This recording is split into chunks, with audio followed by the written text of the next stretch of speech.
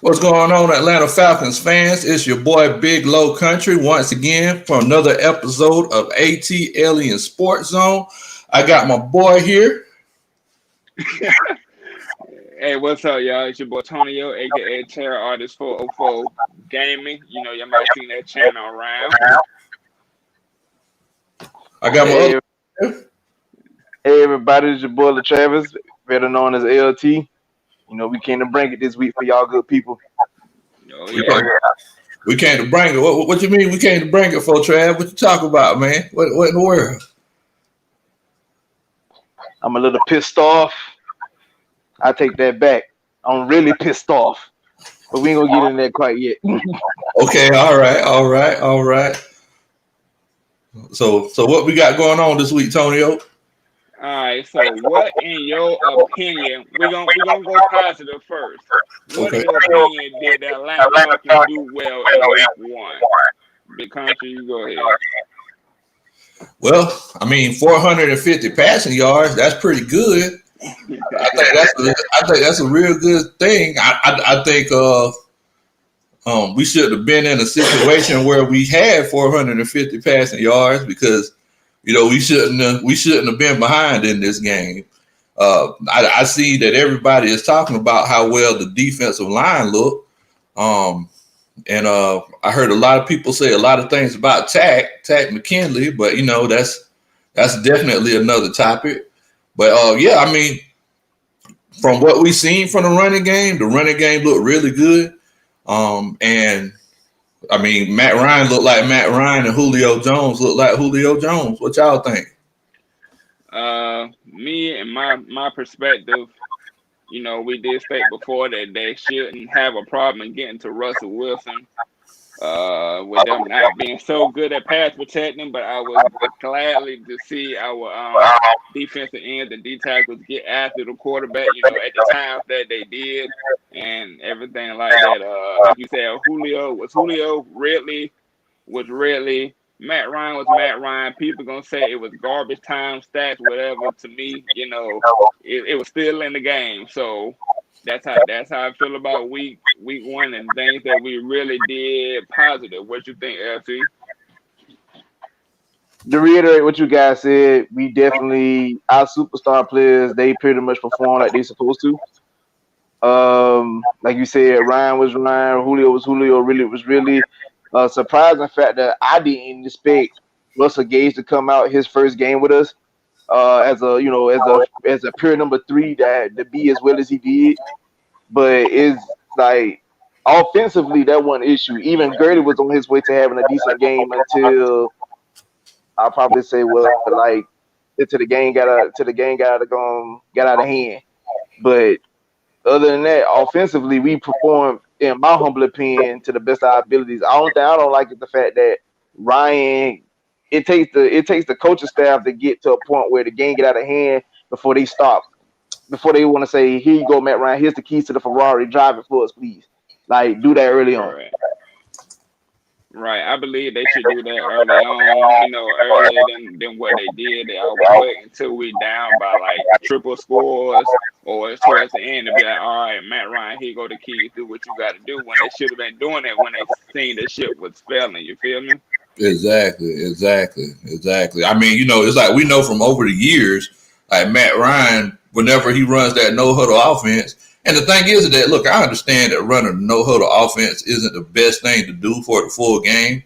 I mean, but look, after that second quarter, or I mean, even after halftime, like let that man run that no huddle offense every other drive. Just so we could, because the more first downs you get and the more touchdowns you score, the better everybody plays, offense and defense.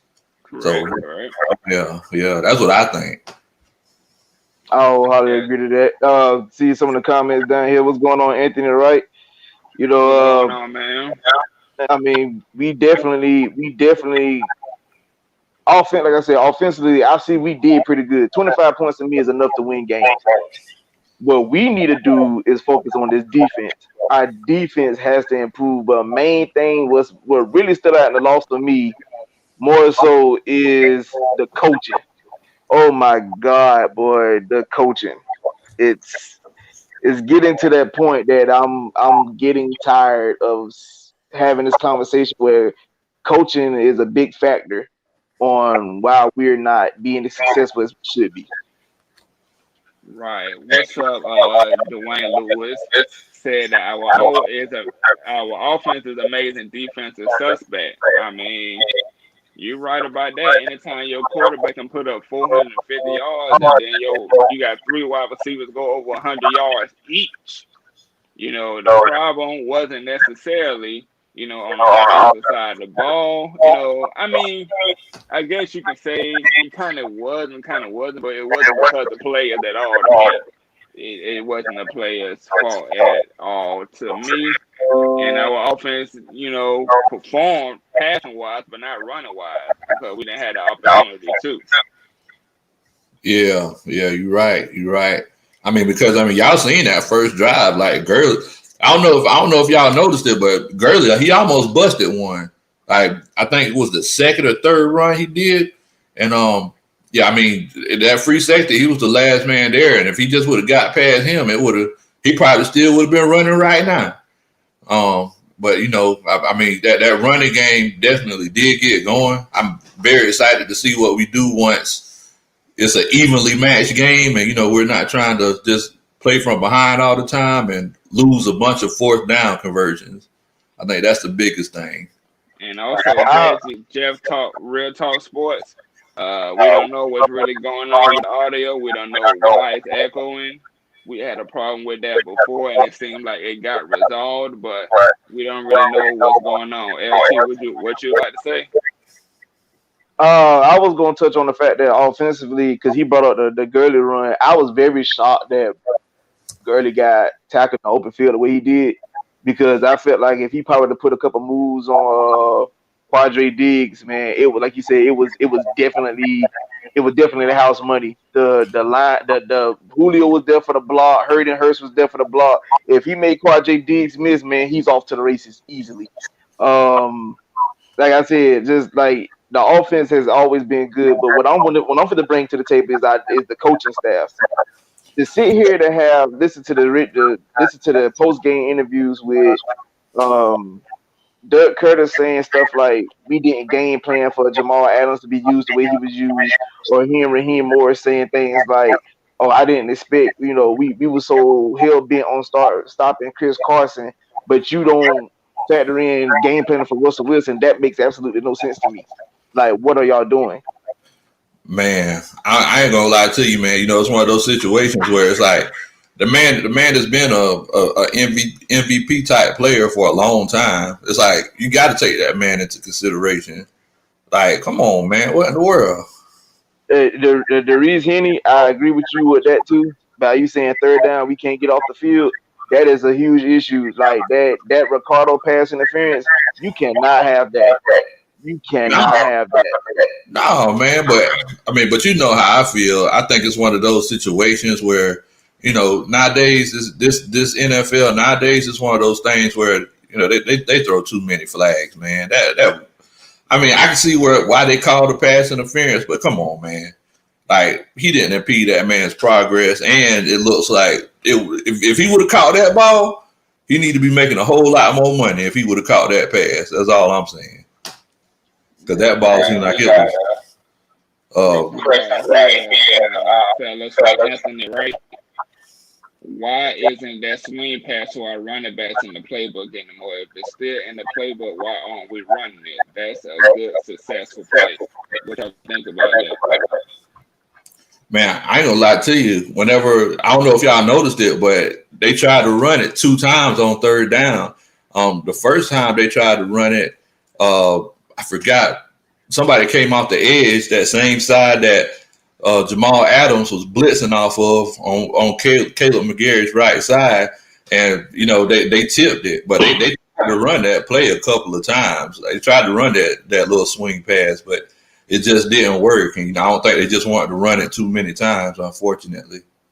Which is wrong, because when you run that play, one time the ball got batted down. If they learn to pick up that protection, Matt hits Gurley out the backfield and he takes off for the race, it's an easy touchdown. Exactly. Yeah, I mean, he was gone. He was gone. There wasn't nobody because I don't know if y'all seen it, but Wagner, he was inside. By the time he got there, by the time the ball would have got to him, Wagner was completely out of position because it looks like he came down on the blitz. Right. So this next topic that everybody probably waiting on, we're probably gonna have a little bit to say. What went wrong / who do we blame? Big Country, go ahead.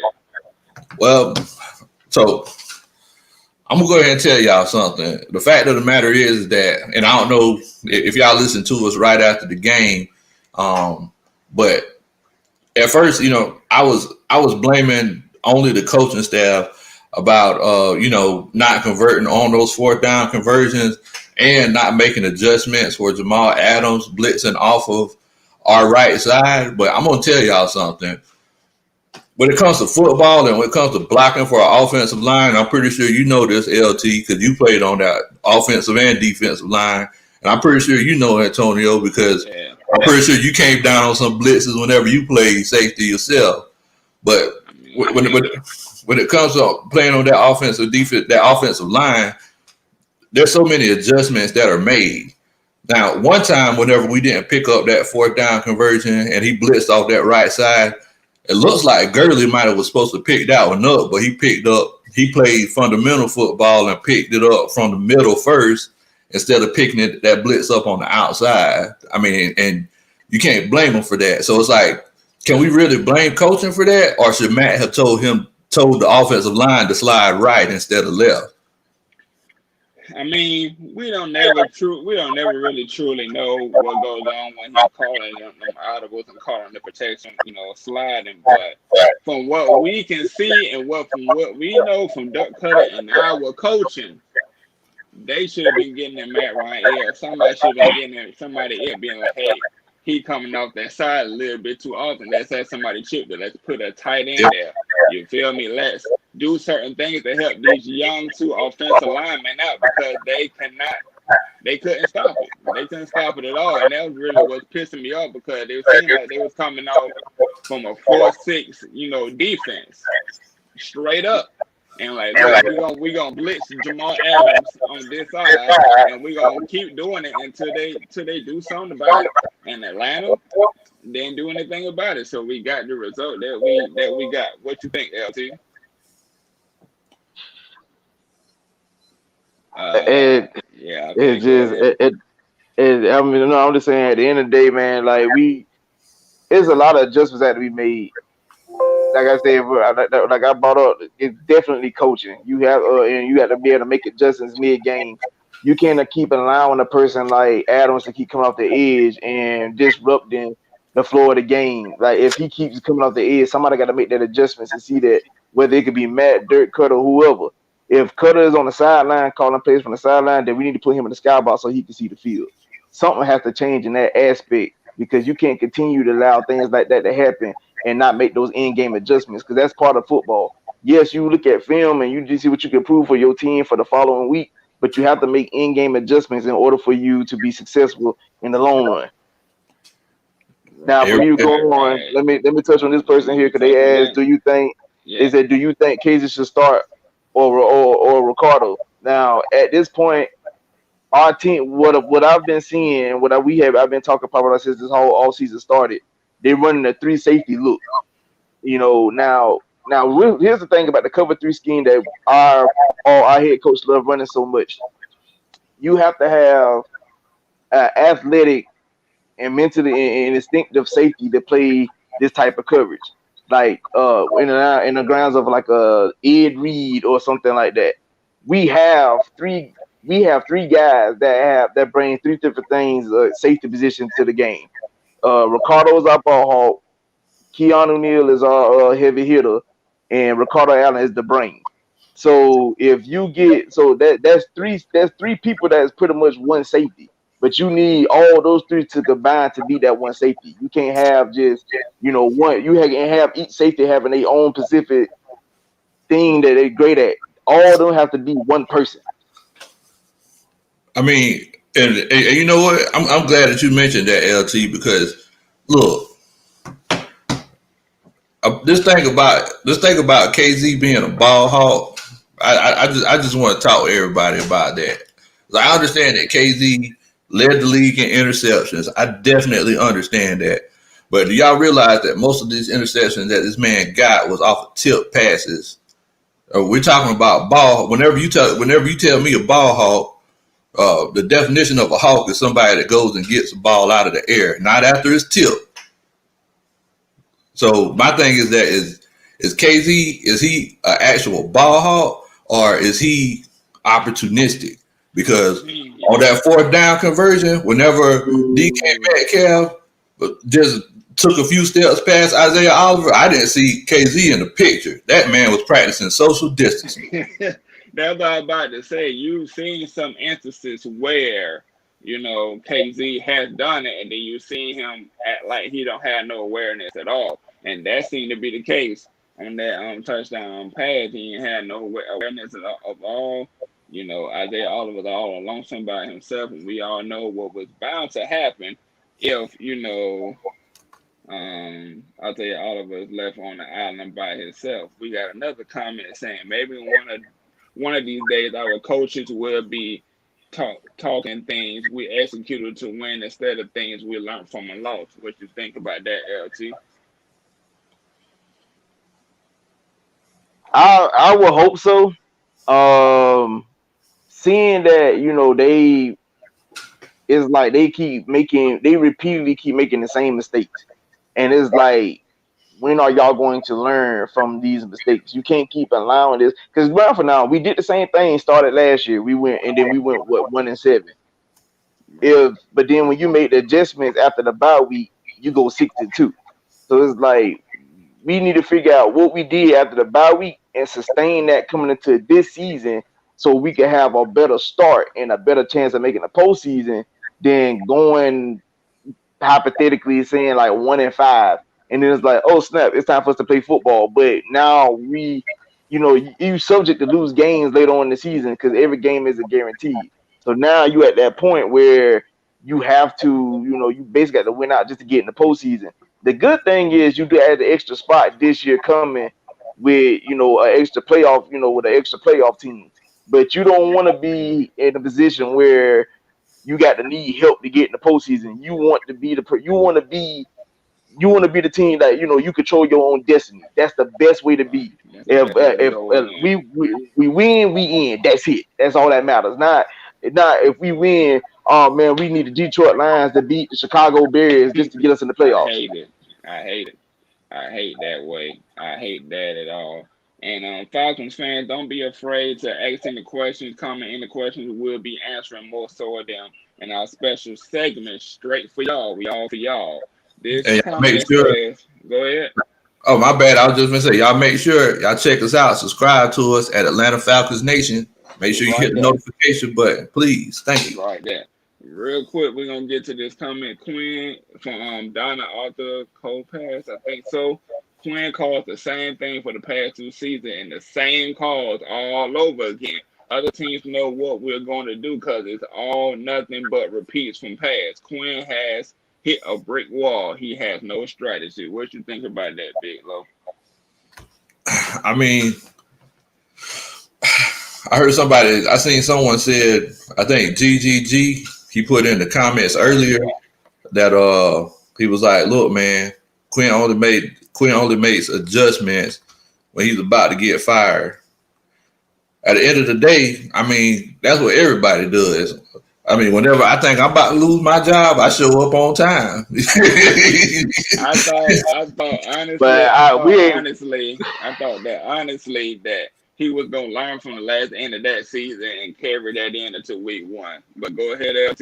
I didn't mean to cut you off. No, you good. No, I was laughing because Lowe said, if he feel like he gonna get fired, he gonna improve. And I'm gonna show up looking like when they call me the office, I'm like, what for? The one thing about me was, listen, I gonna get fired. I'm gonna fire me another one easily. But with that being said, though, like you do, but like I said, now it's to that point. Like this cover 3 scheme is not working now with our defense. And I know people might think I'm crazy for saying this, but the type of defense that we have and the athleticism that we display on our defense, I really feel like we should be playing more cover 2 man, which pretty much everybody up front playing man across the board, and you just have 2 safeties playing deep, just to kind of eliminate that over the top plays, like the touchdown that happened in the game. Like it'll save that and whatnot. Because don't get me wrong, I understand people might be like, "What about our tight ends? What about tight ends going out the scene?" That's why we have a Foye Olakun and a Deion Jones on the team, because those guys got the speed to cover those. Now, if they make the catch, so be it. But sometimes you got to bite the bullet. I'd rather be in a position watching my linebackers like covering somebody and the person making the catch and they can make the tackle, than leaving, single high safety and you just leave your corners on the island, like you did Isaiah Oliver this past Sunday when you left him on DK Metcalf on the island and he got torch foot. Right. Now this next topic is predictions on week 2 versus Dallas. Now this time I'm gonna let LT go first because he seemed to got something against the Dallas Cowboys. So what you think? For everybody that's watching, I would like to say parental advisory is in play right now, because I would have to come out and say, fuck the Cowboys. I hate them. I hate them with a passion. I hate their fan base. Everything about Dallas. Every time you turn around, we gonna win the Super Bowl. Last time you saw a Super Bowl, VHSs was popular. I don't give a damn about no Cowboys. And if it now I'll tell you about it. For Falcons fans, y'all beef with the Saints, I get it. I call it the Atlanta, Louisiana beef, because based off locations of both of both teams and whatnot. I said, but where I'm from, the part of Georgia that I'm from, is more so Cowboys are fake Patriots fans, and I hate the Cowboys. Every time you turn around, somebody got to show up wearing a Cowboy jersey or got some type of cowboy apparel on. Heck, listen, I work on trucks, and there's a dude that asked me to do a jump start for him because his battery died in his truck, and when I get to him, he had a big old star on the side of his door, and I left him sitting there. I don't want to see nothing about no Cowboys. You gonna sit here because you're a Cowboy fan. I don't like Dallas. I hate Dallas. We should beat Dallas. Dallas is nothing. They is nothing. Damn Dallas. What you think about that, Big How you think we're gonna fare against them Cowboys in Jerry's world? Man, I'm gonna go ahead and tell you. I think Dak Prescott, he's at a point right now where the man wants to get paid. Yeah. I agree with anybody who's trying to get paid. I think he's gonna get paid, but I don't think it's gonna be from the Dallas Cowboys. I think this season, he's gonna try too hard. I think the Cowboys are gonna start out 0-2. I think we're gonna kind of get everything put together. And I think we're gonna get the Cowboys by a good 9 points. That's what I'm thinking. What do you think, Antonio? So you saying we gonna be 1-1 after Sunday? Yes, sir. I mean, we better be. I got money on the line. I got money on the line. I got a phone loaded with memes to drag Dallas for the next 2 weeks. I need this W. It's just like this comment right here. If Quinn gone, we kill Dallas. I'm not going to say if Quinn is gone, but if Quinn coaches the way that we expected him to coach when he came here, the way that we were supposed to look, the way that we looked in the second half of the season, which I thought I was going to see Sunday, I don't see us losing to Dallas. And this because Dallas, to me, I'm not scared of Dak Prescott at all. So my thing is, if we can contain Zeke, that should be the main thing right there. Even though he do got Amari Cooper, and then CeeDee Lamb, and then they got what's his name, Michael Gallup. But I'm not scared of Dak Prescott at all, man. The defense is not all that to me. Y'all got one person, Lawrence, and then Jalen Smith. He ain't all that to me, but let them say he the next big thing. And then Vander Esch is hurt. So it's like, Is hurt. So I but really see Matt Ryan shredding that defense again. But Tonyo, the question is has Alden Smith put down the ganja, and is he gonna play ball? That's the question.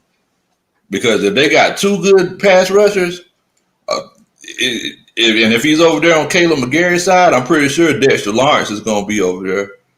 I think that's how he lined up on. Yeah. Anyway, so. But I mean, the question is, what's going to happen with that offensive line? That's the question. Now, you know what? Now, remember now when we did our show last week, I touched on this. I said that last week was going to tell me a lot about our defense, and this week was going to tell us a lot about our offensive line. So, I already got the answer for my defense. I don't think they played bad. It's still some improvement, but, I don't think they was that putrid. But offensive line, when you got to look at, Alden Smith, DeMarcus Lawrence, Randall Gregory, and now Everson Griffin, you got your hands full. Y'all definitely got your hands full. If you could protect Ryan and open up running lanes, because me personally, I feel like the rushing attack would be very pivotal in this situation. If you could open up running lanes by there's no Kyle Van-Der-Esch and no Sean Lee, that's where if I feel like that's the weakest part. I mean, besides the secondary, that linebacker core is tore down. Very unfortunate for injuries, but it's just tore down. Now, for us defensively against Dallas, I can also say that we definitely got to bring it. I'm definitely sure that Zeke will see 20 plus touches if you know what I'm saying, like against us. Our line gonna have to be staffed up front, and our linebackers gonna have to make sound tackles because Zeke is a game breaker. We all know this. Zeke is definitely a game breaker. He will turn a game around at any given time. Right. As far as pass rush, so what? Anthony Wright says on my NFL blog, a headline just popped up stating the Falcons are already in a must-win scenario. I cannot agree more. with that statement. They was in that week 1, but we already done lost. So, let me say this. But we are in a must-win situation, and then we can win the Dallas. That'll show teams that we can't bounce back. Go ahead, LT. Let me say this, because I would say this. I didn't think week 1 was must win. Because like I said, I had us losing, but like I said, it wasn't that we lost that game. It was the way that we lost that game.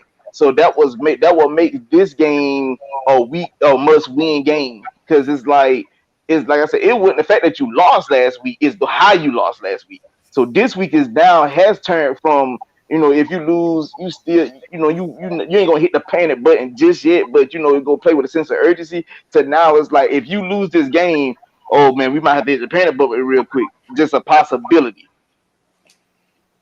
Go ahead, Bit Low. What you got to say about that? I mean, I think, look, to be honest with you, I don't think this is a must-win game. I think that it's one of those situations where, we know that there's an extra playoff spot, and this might just be the natural procrastinator in me that's coming out. But I know that there's an extra playoff spot. We know that we're going to have a battle in the NFC South. We already know that. We still don't know who the Buccaneers are. The Panthers, they were kind of iffy. I mean, look. Like, the whole thing with the Buccaneers is like, they didn't look good, but, you never know. Like, Tom Brady might just tell Sean Payton, like, look, all you got to do is just record the practice and, we'll be good to go. But, I mean, if we start off 0-2, we still haven't played, our division yet. So it's one of those situations where, if we could get our footing about us, we might do something even after we go 0-2. And like I said, it might sound far-fetched. I don't know what y'all think about it. Man, I got to get into this comment right here real quick. We're in the portion of what we're going to answer off of y'all comments. We're gonna bring y'all up to the forefront. Say what y'all got to say. So, LaWanda Simpson said we need a new quarterback. All that other stuff you talking about, and a new coach. And we probably win 5 games this year. We sorry. I'm sorry. Y'all go ahead. Y'all go ahead for me real quick. LT, y'all go. LT, you go. Nah, you go ahead. You go ahead real quick. Go ahead real quick. Low. Man, I heard an alarm in the background. That must have been a BS alarm or something. Like what? What in the world? We need a new quarterback. Come on, man. This man just passed John Elway for the most passing yards in NFL history. Now, this isn't a situation where we're talking about the first 10 years or first 12 years. We're talking about the most passing yards in NFL history. Need a new quarterback. Do y'all realize that we hadn't played with that? Matt Ryan's only had a okay defense for like a couple of years? Why would we need a new quarterback? This man is throwing for 4,000 and 5,000 yards, a former MVP. And it's like, I apologize, you know what I'm saying, if I'm starting to sound like LT, but need a new quarterback? What in the world? That's my quarterback. Right. What y'all talking about, Neil? So I guess y'all want Michael Vick back, right? I guess that's what you're saying. They don't want Michael Vick back. They want Joey Harrison back and buying level. They really did. They really think we need a new quarterback. I guess they want Byron Leftwich back. I guess that's what they want back. I guess. Man, look, hey, my opinion on that is okay. Matt do have his up and down. He do have his problems, but he have his ups more than he have down. And we've been through worse quarterback situations than we are right now. Matt Ryan has given us memorable moments, even though the Super Bowl, we're gonna forget about Super Bowl. How many comebacks had this man led us to? How many different things he have done that Michael Vick couldn't do? Michael Vick couldn't do it. Byron Leftwich couldn't do it. Joey Harrison for damn sure couldn't do it. And now y'all want to get rid of this man for what? Now he got things he need to work on. He does, like everybody else, but he is not that major problem. He is not the major problem of our Atlanta Falcons. Coaching is right about now, and that's my feeling about it. What you think about it, LT? LT must be having some technical difficulties or something right now, but yeah, man. I mean, come on, man. Matt Ryan's the best quarterback in Atlanta Falcons history, and until y'all can give me some definite facts to prove me wrong, then I'm going to continue to say that. I mean, there's nothing else that y'all can say. You know, I see that Donna just said that Matt Ryan needs a new head coach. I mean, look, the man's won with Mike Smith and the man's won with Dan Quinn. Both times, the man's played very successful. Y'all realize that, and we were talking about this the other day, Tony. You actually brought this point up, but there was a Matt Ryan had the opportunity to go to 4 Super Bowls. Like, I mean, what in the world? Could you imagine if this man had a top 10 defense any of those years? We definitely would have been going to Super Bowls. We just said this last night, man. If we had, the Ray Lewis type of defense at Baltimore, he would have 3 or 4 right now. And this coming ain't nothing but right here. Vic didn't win either. He was awesome, but he ain't got a ring either. He was all for entertainment. And I'm saying this from the bottom of my heart, bro, because, I became a fan around like 2001 through 2003. So he was the first person I seen. I was a young black kid seeing a young black quarterback with braids and tattoos and then rap videos and stuff like that. I thought it was cool. But then, he did what he did. He's past that. So he was not the passer that we needed. But then I could also say they didn't build around him like, we thought that they would. What you think? What you think about that whole big situation, man? Man, look, at the end of the day, Michael Vick was too busy being in a Rubber Band Man video and smoking weed to be worried about trying to win a Super Bowl. Look, I understand that Matt Ryan hadn't won a Super Bowl, Miss Lawanda, and I definitely appreciate your opinion. But the fact of the matter is that at least Matt Ryan tries. Like Matt Ryan has won you an MVP.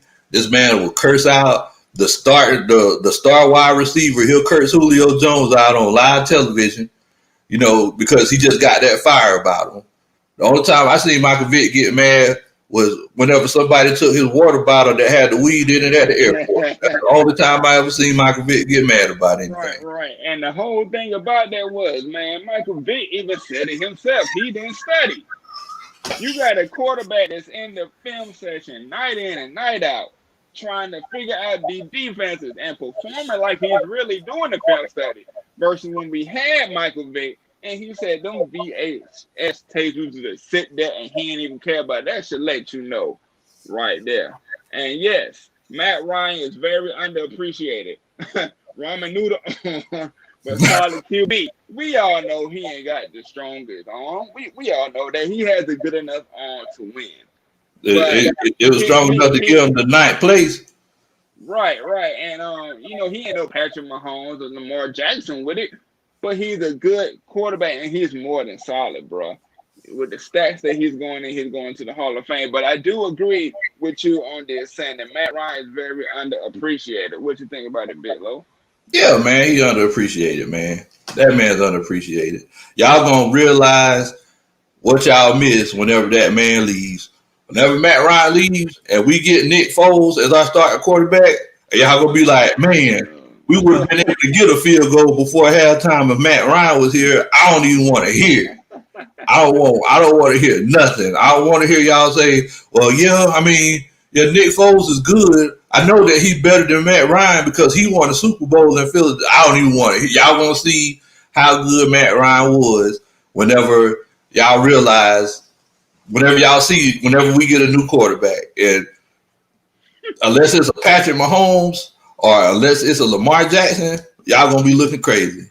Right. So we might as well just go ahead and get away with Matt Ryan, take that cap hit, and go ahead and start Matt Schaub, right? Since Matt Ryan the problem, right?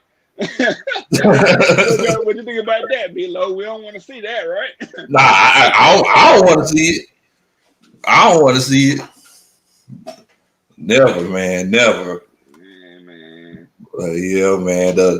We ain't gonna go back to the same. Like, we get to something else. Matt Ryan has a great deep ball. I don't know what these people are talking about. We've seen, like LT said, our partner that went off. He connects with everybody deep besides Julio Jones. We don't know. We don't know what's going on. Why they be so off, but he can get these no-name wide receivers and, make them hit 67 yards, 80 yards, 75 yards, whatever the case may be. But Julio, I don't know what their chemistry is like, man. But, that should have been a touchdown on Sunday. That should have been a touchdown on Sunday to Julio because, Julio had him beat by like 3-4 steps, but he just had to slow down to get the ball. But if that was Olamide Zaccheaus or Taylor Gabriel or Roddy White, he would have hit him in stride. He wouldn't have been no better than walking down there and putting it in his hands. But it's something about Julio. Sometimes he had to slow down or turn around and come back and get the ball. I've noticed that. Well, I guess we going on a Matt Ryan frenzy today because that's all that y'all are commenting about right now. Anthony Moore said, stop it. He sucks. You're going to see with all the new talent, Matt sucks. Bruh. Man, everybody worried about it. Go ahead, Big Low. Go. Wait, hey. Man, look, I don't know what profession that y'all are in, but the fact of the matter is, like, nobody's coming to you. I'm an insurance adjuster. I pay people who make their mistakes. And nobody's coming to I'm pretty good at my job, but nobody's coming to my job whenever I make one mistake and be like, man, you know what? You suck. Then you get somebody else to do your job. Nah, man. This man, he's going to make mistakes just like everybody else. Patrick Mahomes, he made mistakes last Thursday night when he was playing quarterback. But nobody pays attention to that because Patrick Mahomes is the popular guy. Right. I mean, even when Patrick Mahomes had his MVP season, I even said it to myself. I said to myself, you know, it's only one season, man. He got to do better than that. And he not better than that, but he got to go win. And then he came and won a Super Bowl. He shut me up. He shut me up. By all means, he shut me up. But Anthony Wright just said, I just seen the comments, our defense has to have that game tackling mentality against Ezekiel Elliott, because if we don't, he is going to be a problem. Yeah. And I'm going to tell you, Anthony, the fact of the matter is what we need to do, the best defense against Ezekiel Elliott is scoring points. If we could jump up ahead of them by 10 or 14 points, they're going to feel the need to throw the ball more. And, you know, I mean, Ezekiel Elliott, he's definitely a threat in the passing game, but something about Ezekiel Elliott just hits differently whenever he's running downfield on you. So if we can put up some points, that'll be our best defense against Ezekiel Elliott. Yeah, because ain't no one man going to stop him. Let's be honest. And definitely not on our defense right now. Ain't no one man going to stop it. Is he back? LT, you back? No, but ain't no one man ain't gonna stop Ezekiel Elliott, man. You know, he's a tough guy to bring down, like in Madden 21. They say he's a freight train. So you gonna need that game tackling mentality to him. There's just something about a man who gets a tattoo on his lower stomach and shows it to everybody. I don't know what it is. It creeps me out. But this man got this tattoo on his abs saying "feed me." It just kind of freaks me out. I don't know, man. It makes me feel weird. I be wanting to turn away from the channel. Right. We got another comment here from Donna. She says, "Only problem I see with Matty is he listens to Quinn. I wish he would go out on the field and take over and change the plays and be aggressive towards the other team, because Quinn's standing there like a deer in the headlights." What do you think about that? I'm gonna let you go, bro. I mean, look, y'all.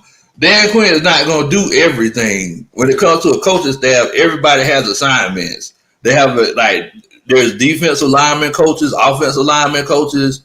You got your offensive defensive coordinators, secondary coaches. Look, y'all don't realize this, but there's even a coach on every team. His main job is to making sure he takes care of who's substitution. He takes care of the substitutions to make sure who comes in and out of the games.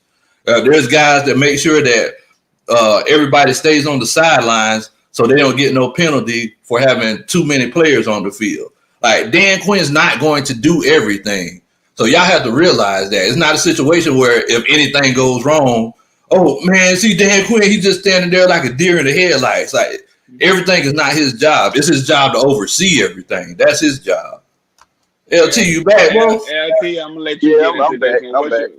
LT, I'm gonna let you get into this one. What you think about this comment right here? About the one about Donna?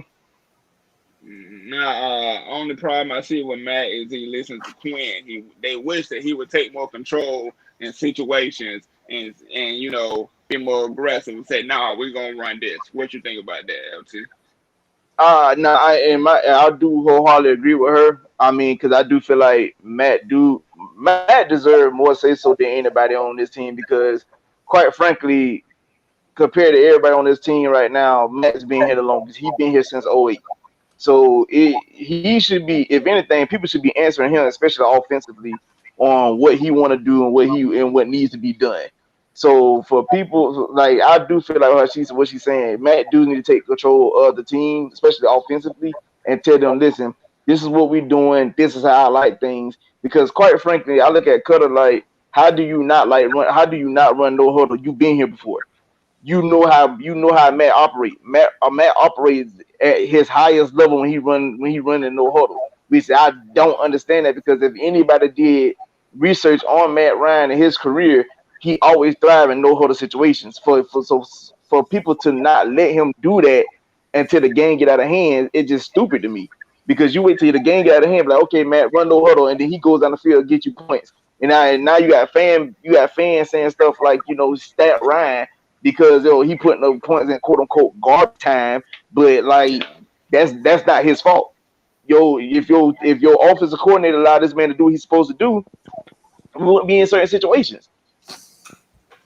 Right, and I do agree with this comment by Anthony Wright. He said Ty Gurley and Brian Hill both need more carries. We have to use them in the passing game also. I believe I was pissed off that Ty Gurley only got 14 carries. I understand the knee problems, but when he's doing pretty well, you got to keep going to him. Because he was going to be a difference maker than us winning and losing. And then Brian Hill, we only saw him a couple of times. We hear all this stuff about how he doing at training camp. Well, let us see it. Just like, not to get off the comment, but Hayden Hurst, all these seam routes, we talking about him doing the things, and we don't see it. So, Dirk Cutter, he got away from the run game. Going back to this comment, he got away from the run game totally, completely. As you see, Matt Ryan had like 54 passes, so we didn't get to really see much of our running backs. What do you think about that, Big Low? I mean, I definitely agree, but it's kind of like what I mentioned earlier. At the end of the day, it's like it's kind of like what LT said. In a situation where you're behind 16 points, like you really don't got a chance. Like we don't got no time to run the ball now. It's like what I want to see out of Ty Gurley the most, and what really hurt us, and what I was the most excited about whenever I heard Ty Gurley was coming to the Atlanta Falcons. I want to see some pass blocking. That's what I want to see from Ty Gurley. I want to see him look and see who's coming on a blitz or who's getting through and pick up that block so we can actually have more manageable downs, because third down and 10 and third down and 12, like that's not going to work, man. Yeah, what you think about that, LT? What's your thoughts on that? I mean, I felt like they were trying to be as balanced as possible. It was one series in the game against Seattle where like we ran the ball twice and we only got like 2 yards out of it, so it made it like 3rd and 6. As a matter of fact, that's the drive when we ran the fake punt. Like, I said, I think they try to keep it as balanced as possible. Because like I said, Gurley was getting yards when he was getting the touches, but when the game got out of hand, we had to get away from the run. So that's why he wasn't seeing as many touches as we thought. The couple times I seen Brian Hill get the ball, by the time he touched it, he was getting stuffed in the backfield. Which I think one play though, the reason why he got stuffed because I think Jake Matthews made the wrong step. He went to help the tight end instead of coming up to help instead of down blocking like he should. If he down blocks like he was supposed to initially, like the play is possibly a big play waiting to happen, or at least you getting a good yards out of it.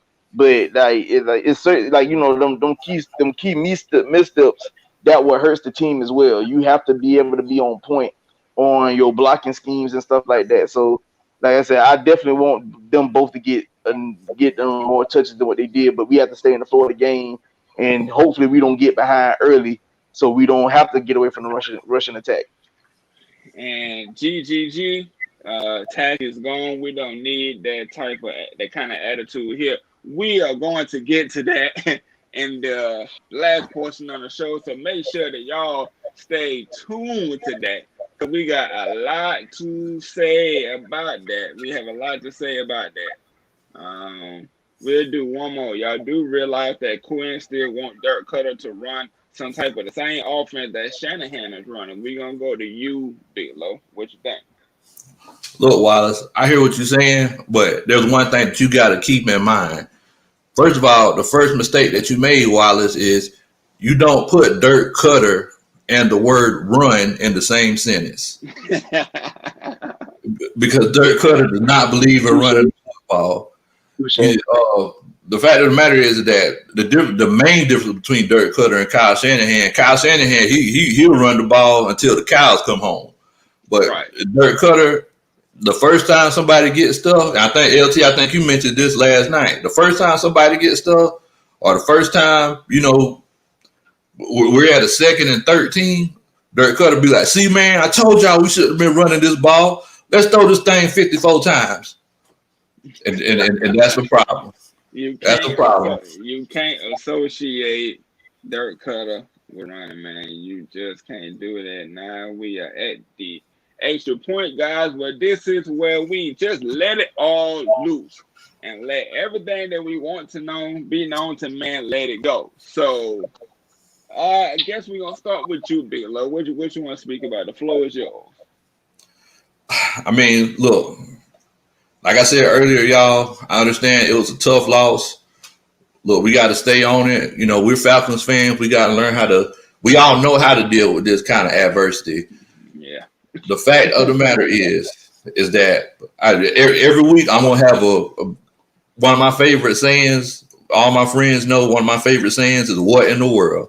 And every week I'm going to have a what in the world moment. And this week, my what in the world moment is going 0 for 4 on 4th downs.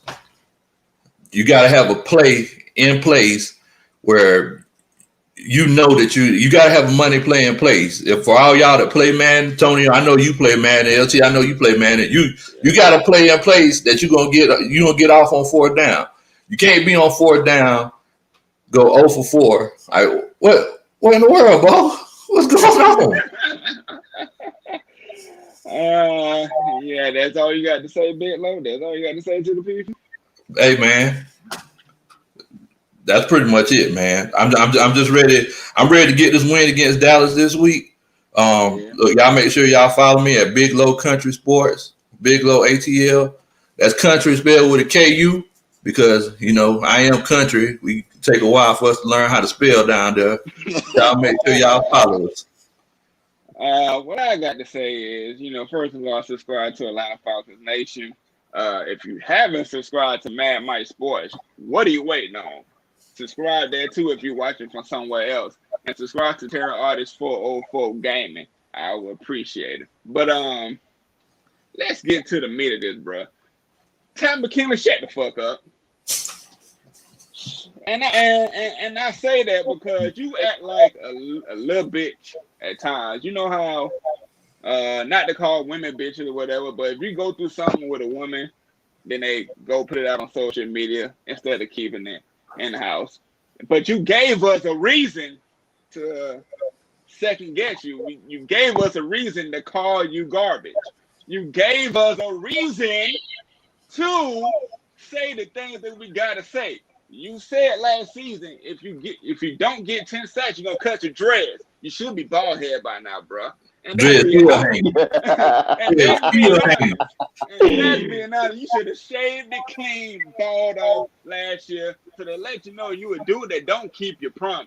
And you had 3 sacks last season, maybe 4. Correct me if I'm wrong on that. And then you had 1 sack. Russell Wilson basically lied and gave it to you because he seen nothing was about to happen down the field, bro. He seen nothing was not going to happen. It wasn't nobody open. He gave it to you. You had a good game, man. Just keep it at that. You don't see Grady Jarrett saying that, oh, I got 3 sacks today. Blah, blah, blah. Where's the love? Where's not the love? Or Matt Ryan, for all you haters, when he do have games where he throws for like 500 yards a couple of years ago, you don't see him on Instagram or Twitter saying, I don't want that fake luck. That's who need to be saying it, bro. That's the person that need to be saying it. So my thing is, Pat McKinley, if you perform week after week after week, you give us less and less and less to say, bro. That is it, and that is all. Stay off of social media, stay off of Twitter, Facebook, wherever you at, because we're going to continue to clown you just because you acting like a little punk and posting stuff like that. You're a football player, you supposed to get sacks on the regular. The way you talk the draft, oh, find me later. We think we finna get a dog and ain't been nothing. But you get 1 sack in the first quarter. Couldn't get to him after that. And now you want to talk big ish popping, like T.I. said. That's my point, man. Subscribe to Atlanta Falcons Nation. Subscribe to Terror Artist 404 Gaming. Subscribe to Mad Mike Sports. LT, you got the flow.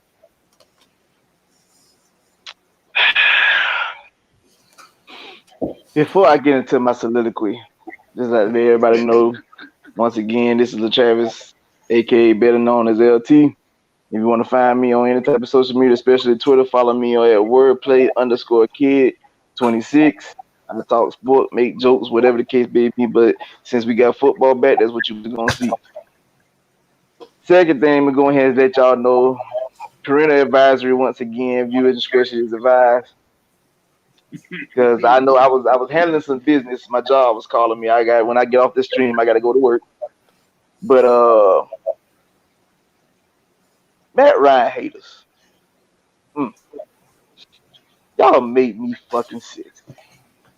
Every time I turn around, y'all got something negative to say about this man. This man go out there and pass 37 for 54. First of all, we usually be passing 54 fucking times in the game. But we passed the ball 54 times. He completed 37 of them. We ain't going to even factor in the fact that this man had a couple players drop a couple of his passes. So it could have easily been over 40, anywhere from 42 to 43 or 44 passes completions. But if you did the math, the man going out there and completed 68% of his passes, 2 touchdowns. Yeah, he had an interception, but pretty much the game was out of reach. He was trying to make something happen.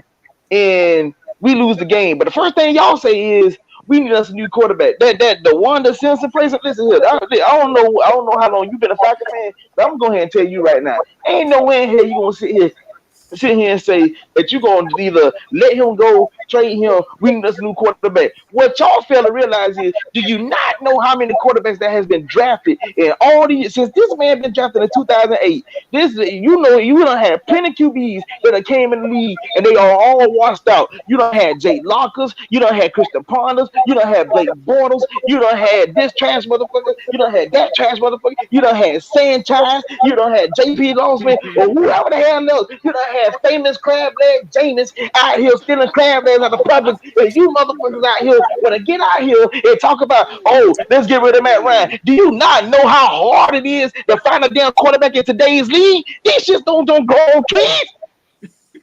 They don't go on trees. They say you could go out and pick them like a peach. That's what they saying. I wish. If that was the case, then damn Chicago would be stuck with Mitchell. I'm not a bitch Trubisky right now. But guess what? That's who they stuck with. No, they want Mitchell Trubisky. That's who they want.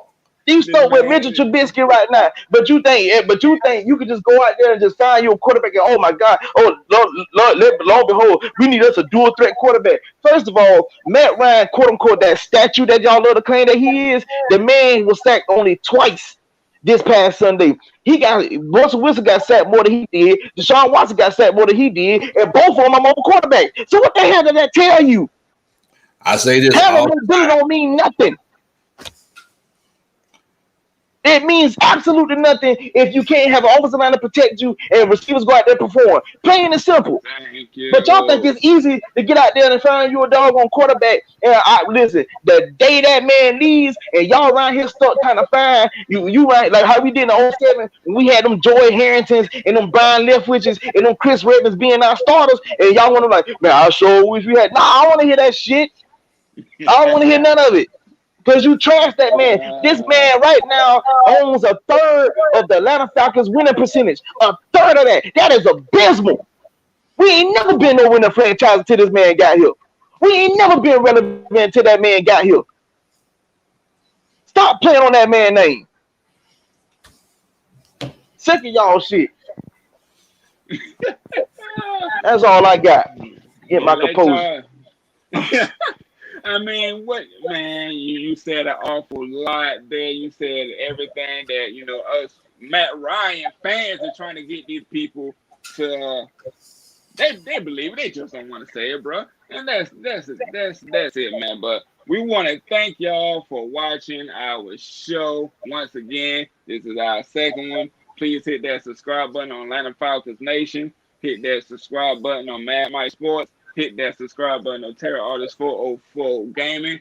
This is ATL Sports Zone. I'm Tonio.